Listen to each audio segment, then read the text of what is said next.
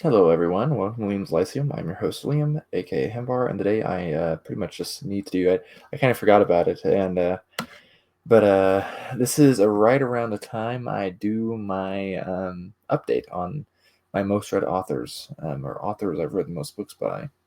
Most read authors, not pithier, but I've been doing this every year since I started my channel, so this will be the fifth time since I did in 2021, 2022, 2023, 2024, and now in 2025. So because I did it shortly into my channel's life cycle. So pretty much how it works is pretty straightforward. It's top 10. If there's a matching number, for example, I read 10 books by two people, they're both going to be that number, right? So let's say I read 10 books by two people, and that was my 10th spot, then there's going to be two 10 spots. There's actually going to be more than 10 people on this list because there are a couple of matches. Just real quick, I'll mention people that are close to being on this list because I feel like they're worth mentioning. I just won't talk in depth about them. And then the people that are no longer on the list, just briefly mention those. So, for example, I've read 8 books by Howard Andrew Jones, David Farland, Lynn Abbey, Roger Zelazny, um, and Aaron M. Evans. And Aaron M. Evans was on this list, I believe, 2 years ago. She was not on it last year. I still have not read the sequel to Empire of Exiles. But even then, she probably still wouldn't be on the list, actually, because 8 is not, just 9 even is not high enough to get on the list. I've also read 7 by Lavie Tidar, Lee French, and Eric Cord. I've read 6. I believe they were on the list the very first year. And I've read 9 books by Elaine Cunningham, as well as 9 books by Christopher Rocchio. And Christopher Rocchio is no longer on the list anymore. He was at the very bottom of it last year, and I haven't read anything by him since then, essentially. So we do actually have some new names on the list, just at the very bottom of it. We have 2 new names, I believe. No, that's not true. I think there's number 8 is also a new name. So, let me fix this number real quick. Okay. So at number 10, the number 10 spot, we only have one actually, and that is with 10 books read. It's Glenn Cook, new to the list. That is, I've read the 3 books of the North, the Silver Spike, 2 books of the South, and the 4 Glittering Stone. And I recently read the Glittering Stone, which is what propelled him onto the list. Because before that, I'd only read 6 books by him, which were all probably even relatively early in my channel, but wouldn't have made him on the list that first year because I hadn't read anything by him that very first year I made it, and then that wouldn't have been enough at any point before. So now I read more by him. Presumably before I do this again next year, I'll have read at least one more book by Glenn Cook, and that is the newest Black Company book. So I very much enjoy him. I still think my favorite of the stuff I've read by him is probably those first 3 Black Company books. They're just classics. But I do have a tendency to read through his stuff rather quickly when I do get to it. So, like, if you've noticed on my channel, I take my time with series. But Glenn Cook, it's often if I read book 1 of the series, I'm going to read books 2 and 3 or 4, even if it applies very shortly after.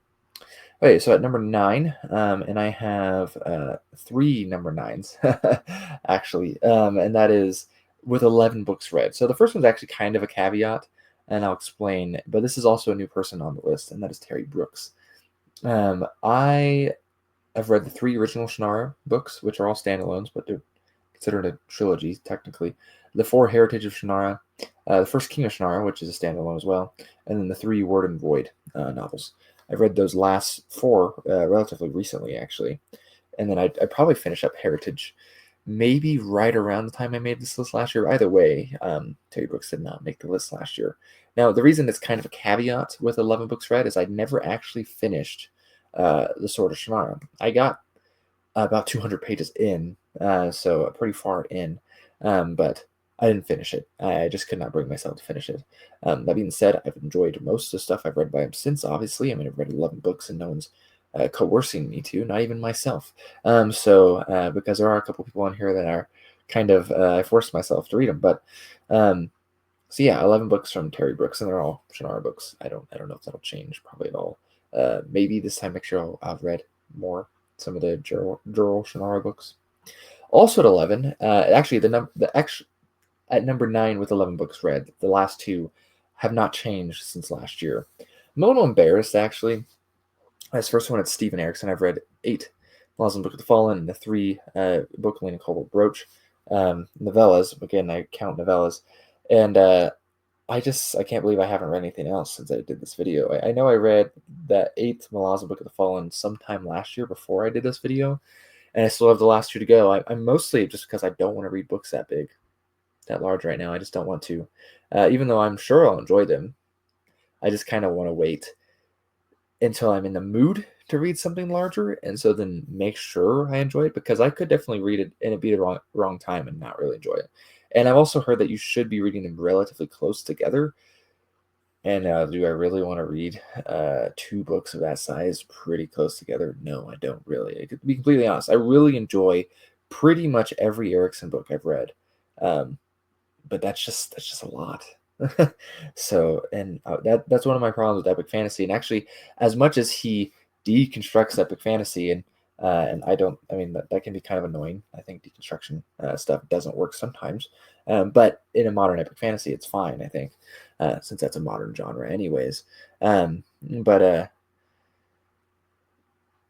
one thing he does not deconstruct at all, actually does not reverse at all, is just how long it is. It's way too long, just like a lot of epic fantasy is. So, anyways, the other person at number 9 with 11 is Paulus Kemp. There's nothing else that I really want to read by him. I mentioned this last year. Unless he comes out with a new Forgotten Realms novel or a new Eagle and Nix novel. Neither of those are likely going to happen. I know he's written more stuff like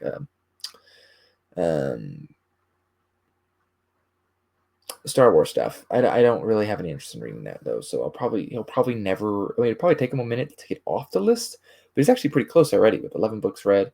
10 is the smallest number.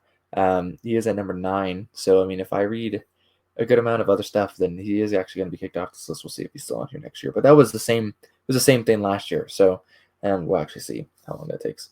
At number 8, I have 2 number 8s, and there's both with 12 books read. I have Margaret Weiss and Tracy Hickman. I've read the 5 Dragonlance books still. I would like to read the last Legends book. Test of the Twins? Is it the last one? I haven't read it. So, anyways, and then I've read the seven Deathgate Cycle books, and I actually really enjoyed those Deathgate Cycle books. I think the Dragonlance books are just like kind of okay. I was not actually a huge fan of Chronicles. I think it really hits some like sense of nostalgia, even though I didn't read them when I was younger. I actually only read them after I started this channel, and so I've reviewed all of them. That it just hits a certain level of nostalgia feelings for like 80s style D&D fantasy. What a lot of people just, I think, erroneously just call classic fantasy without giving any nuance to what that label even means. But I really like Deathgate. Actually, I've really enjoyed it. I've been thinking about it a while, because I think I finished it not even last year. I think I finished it shortly before last year. I don't know. All the time just like is like blending together very quickly. You know, I graduated 2 years ago, but it feels like it was just yesterday in some ways. And so, so yeah, I really enjoyed Deathgate. I'd like to read Test of the Twins and then maybe more by them. They're definitely not favorites. Like some of the Deathgate stuff dragged at times, but I think back on it very fondly now, actually. And then another author, I don't think I've read anything in the past year, which I feel bad because it's a friend of mine. That's DJ Butler. Sorry, Dave. There's the 4 Witchy War books I've read, and no more released, so I haven't read any. 2 Hiram Woolley books, and there is a 3rd one actually shortly to be released. I need to look up the release date. I'm too broke to buy the e-arc, but it's very soon, or else I could just buy the e-arc, but I'm just too broke. The Wilding Probate, Abbott in Darkness, In the Palace, Shadow and Joy, Between Princesses and Other Jobs, Among the Grey Lords may have been the last one I read. And yeah, I'm not sure actually when that was. And then Time Trials. So maybe I read actually Among the Grey Lords last year. I can't remember. Time Trials has a sequel, Ice Trials, which I have, and I just haven't read it. Maybe my least favorite Time Trials was maybe my least favorite book by Butler. And I don't know if that's actually the M.A. Rothman, because that one is co-written by M.A. Rothman. I don't know if that's him coming through. But I'm a big fan of Hiram Woolley, and so I'm really looking forward to The Familiar Spirit. So next year, this time, I can almost guarantee I've read at least The Familiar Spirit, and maybe Ice Trials as well, and some other stuff, because he's a pretty good writing machine, actually. So at number 7, probably the biggest spot, which we always have like one of these. There's 4 people at number 7 with 13 books read, and this is actually someone who wasn't on the list last year, and that's Jack Vance at the bottom here. I've read the Leon S trilogy. I've read the 4 Dying Earth books. And I've read the 5 Demon Princess books, and I've read the Overlords of Maxis most recently. So, of all those, I think the only one I read before I started my channel was The Dying Earth, which I really like to reread. But, man, just such a great author. I mean, like, Demon Princess, not as good as, say, Leon S and Dying Earth. Overlords of Maxis is pretty just kind of okay as well. And I imagine, I just kind of feel that Dying Earth and Leon S are probably his best things. Planet of Adventure is probably among like a certain quality, like Demon Princess, if I were to guess, but I haven't read it. But it's nice because like when I think back on like what the channel like vibe is in a sense, it was because I was getting into Sword and Sorcery much more right when I started this channel, and Jack Vance was a big part of that. I wish I had reviewed The Dying Earth in some ways, but I didn't feel confident enough to do it at the time since I'd read it earlier in 2021 before I started my channel. But my second review I ever put on this channel was Eyes of the Overworld. So, and I'm sure it's terrible. I haven't listened to it since I put it out. But anyways, Jack Vance, he's great. He's just, I don't know. I talk about him in all the reviews I've left for his books. So, and I guess there's been 12 of them on my channel. So that's something. Hey, and then at number 7 is also someone. Well, I think maybe there's been one book read since last year. That's Joel Shepherd. 13 books. That's the 9 Spiral Wars books.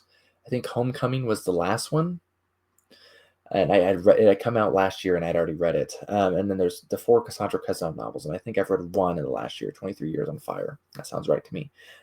Which is kind of like a second arc. Those first 3 books are like connected, and the second 3 are more connected as well. So, and he took a 10-year break as well. So I actually didn't enjoy 23 Years on Fire as much as I did the first 3 books.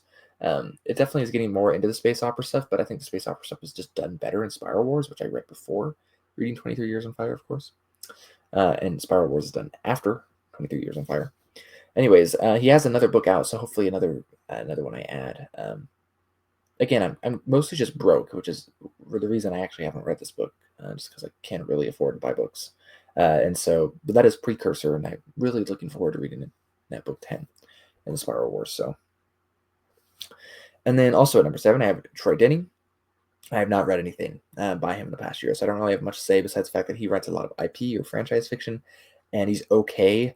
I think he's mostly mediocre as an author, but he does do some good stuff every once in a while. So I'll mention the books I've read, and then I'll point out the ones I particularly like. They have the 2 Halo novels, Faces of Deception, which is one of the most confusing Forgotten Realms novels I've ever read because it just ends without like a conclusion. I think back on it fondly and infuriated because I can't tell if it's genius or if it's just terrible. And then the Parched Sea, The Veiled Dragon, Waterdeep, Crucible, Trials of Sirik the Mad, which is one of my favorites I've read by him. Sentinel, Beyond the High Road, which is just not noteworthy, again, just not that great in a lot of ways, I feel like. Death of the Dragon, The Verdant Passage of Crimson Legion, and Pages of Pain, which may be the best one I've read by him. That one does seem kind of like a stroke of genius. I was very surprised by Pages of Pain. So most of those are Forgotten Realms, some of them are Halo, some of them are Dark Sun, and Pages of Pain is Planescape. So anyways, also at number 7, Rick Riordan, 13 books. I read the 5 Percy Jackson, 5 Heroes of Olympus, and 3 King Chronicles books. I've read those all. I guess I probably would have read maybe the last of those like early in high school or something. So I haven't read them in years. I don't really have anything to say. Same with number 6. The only one at number 6 with 14 books read is Kate Tiernan. I read the 14 Sweet books. Those are some of the first books I read. It's really the first series I read on Kindle, probably back in 2014 or so. And so, again, I don't really have anything to say on those. Those are pretty short. They're kind of like about like a Wicca thing with as like an urban fantasy type of thing going on. At number 5, I have 2 people this year. So one author has moved up, and that is Gene Wolfe. I read his 4 Book of the New Sun, 1 Earth of the New Sun, 4 Long Sun, 3 Short Sun, 1 Fifth Head of Cerberus. And then I believe since the last time I made this, the 2 books I have read are The Knight and The Wizard, which were absolutely phenomenal. Every book pretty much by Gene Wolfe, it seems, is phenomenal. Really, really enjoyed them. I don't really have much to say besides that fact that Gene Wolfe is one of my favorite authors. I am very happy that he's at 5 and up now on this list, just along with my other favorite authors. In fact, he's matching with someone that I could probably say is my favorite author. That's J.R. Tolkien. I always put him here with kind of Christopher Tolkien, as Christopher Tolkien edited a lot of his books. That's with 15-ish books as well. I won't list all those, but again, Tolkien's not actually someone I've read a lot of in the past few years, but I used to be really big into Tolkien stuff before I started my channel, and I still am a big fan. My focus has kind of been elsewhere. But again, as I've mentioned before, I wouldn't even be studying what I study and hope to go into a career that I would not have really any thought about at all if it wasn't for Tolkien. So at number 4, I have 2 people this year, and I think it might have been the same last year because I haven't read anything by either of these. There's 16 books read by Michael Moorcock and Robert Jordan. I'm actually, again, rather ashamed that I haven't read anything more by Michael Moorcock because his books are rather short. I have a few, like the second Dancers into Time book, what is that, The Hollow Lands, as well as Behold the Man. And then I even have the second Corum trilogy, and I really enjoyed the first Corum trilogy. I should read them. I don't know what I've been doing. My mood just goes all over the place, and it kind of like, it goes up and it goes down, and it goes up and it goes down, and so like kind of like that. If it was like some sort of like sales like graph, right? So it's gradually going up, and so it doesn't go down as much. And so like my interest when I started the channel is here, and now I'm normally up here, and sometimes I go down. Not to say I'm not a big fan of Sword and Sorcery, but I also have read now most of the big Sword and Sorcery books I really wanted to read. There are still some, right? I haven't read all of Karl Edward Wagner, for example, and there's definitely more Rogers of Lasny I have to read, for example. But I've been reading those slowly, essentially. So, and also at number 4, 16 books is Robert Jordan, and I don't imagine I'll ever read any more of his books, but we'll see. Hey, at number 3, I have 2 authors, 2 of my favorites. This is Fritz Leiber and also Ed Greenwood. So I think in the last year, I've only read one more book by Ed Greenwood, so I'll just mention that. That's Knights of Myth-Drannor, the first book in Knights of Myth-Drannor, which is Swords of Evening Star.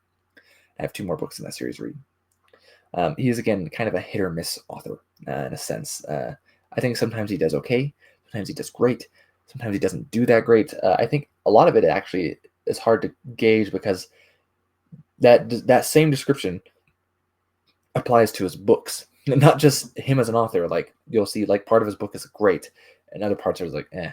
So, like for example, Swords of Evening Star starts wonderfully, and it just doesn't end that great, I think. So, anyways, Fritz Leiber, though, I think the 2 books I've read in the last year to put him at 19 was You're All Alone and A Spectre is Haunting Texas. These are both sci-fi. And You're All Alone is one I probably enjoyed more than A Spectre is Haunting Texas. A Spectre is Haunting Texas is really over the top. You're All Alone is a bit more on the creepy side of things. It is kind of like Proto Matrix in a sense, and it's cool, and I liked it a lot. I do have a few more to read by Leiber as far as like longer works go, like The Silver Eggheads, and 1 or 2 others. I can't remember right off the top of my head, but I probably should get to them. It's been a minute. At number 2 and 1, nothing has changed here, essentially, beside the fact that 2 has approached number 1 more. I have not read anything else at number 1. I'm just going to tell you real quick. Number 2, 21 books by R.A. Salvatore. I'm not a big fan of R.A. Salvatore. In fact, I'm not a fan of R.A. Salvatore. This is what I was talking about earlier in the video, that I forced myself to read them because I want to read all the Forgotten Realms novels, and R.A. Salvatore is the most productive of Forgotten Realms novels because he's the most popular, but he's my least favorite. So, in the past year, I think I read 3 Sellswords books. I've read his Dark Elf trilogy, Icewind Dale trilogy, Legacy of the Drow, Cleric Quintet, Paths of Darkness, and Sellswords. Yeah, and they were okay. They were not as bad as some of those other books, but Servant of the Shard actually was not that great at all. Actually, I really disliked it, but Road of the Patriarch was fine, and Promise of the Witch King was fine. So, anyways, and at number 1, again, an author that has 24 books read on this list. I've only read 1 since I started this channel, and that is Children of the Nameless. So, of course, is Brandon Sanderson. I'm not a big Brandon Sanderson fan. In fact, I got into Sanderson right when I started getting into like adult books, essentially adult fantasy books, just adult books in general. I read a lot of young adult fiction when I was a young adult, obviously like teenager, and then when I was 17 is right around the time I started reading adult fiction, and I started Brandon Sanderson with The Way of Kings. I think I read that probably when I was 18 or barely 18. And I really enjoyed him for several years. I pretty much stopped reading Brandon Sanderson probably right around 2020, um, when like Rhythm of War came out, and then since then I haven't really read that much. I read Children of the Nameless probably in 2022, maybe. So it's been a minute, and I have not really felt any desire to read anything by him since. So like Wind and Truth, I have no desire to read. The Lost Metal, I kind of have a desire to read. I just really don't think that I would enjoy his stuff as much. I mean, because when you've read less, the popular fiction often just is more appealing in some ways. But I've read a lot more now, like hundreds of more books under my belt since then, and I just don't like from a distance, as I kind of am with Brandon Sanderson now. He's not appealing, and so I feel like if I were to read him, I wouldn't really enjoy him. Especially with like my thoughts on like how he handles writing, I think he treats the reader as very dumb, and I think he handles magic not at all like magic. Actually, at least sometimes, sure, but 95% of the time, no. He treats it like it's some weird fake science crap, and I don't appreciate that. To be completely honest, I don't agree with it actually on how these stories should be working. I don't agree with that. I think it should be science fiction in that sense, and it is actually. He writes more science fiction than he writes fantasy. So, anyways, those are my thoughts. Those are my most read authors. Let me know yours. I say that every year. So, anyways, leave me Elysium. Thanks for watching.